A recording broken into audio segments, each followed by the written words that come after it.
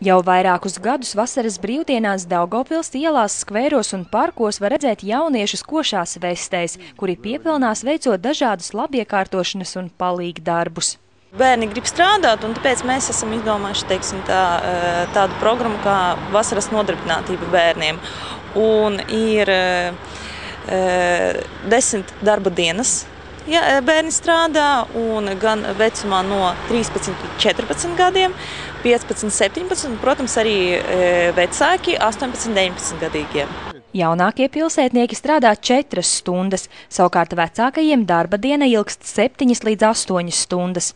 Šovasar plānots nodarbināt vairāk nekā 1000 jauniešu, visvairāk pašvaldības uzņēmumā labiekārtošana D. Darbs kaulas nelāž grūti, nav? Nē, sākumā bija tā grūtāk, bet tagad jau diezgan normāli pieradām. Jā, tu pirmo gadu šeit strādā? Pirmo, jā.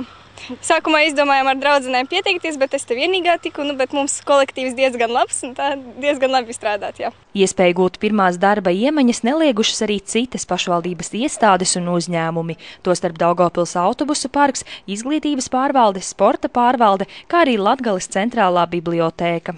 На мой взгляд, это действительно хорошая возможность. Man šķiet, ka šī ir ļoti laba iespēja nopelnīt kabatas naudu, lai kādu brīdi justos neatkarīgs no vecākiem.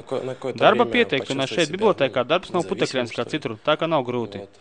Par 10 dienās padarīto 13 līdz 14 gadus vecie jaunieši saņems 54 latus, savukārt vecākie darba rūķi nopelnīs tejus 100 latus. Pirmajai algai pielietojums jau atrasts. Mēs ar vienu meiteni no mana kolektīva darba brauksim uz Rīgu iepirkties, jā. Jā, tā kā skolai jau un... Jā, tieši tā. Rindas kārtībā jaunie daugavpilieši varēs strādāt līdz pat augusta beigām. Izjutuši pašu pelnītās naudas saldo garšu, jaunieši cer, ka darba iespējas pilsētā atradīsies arī nākamgad.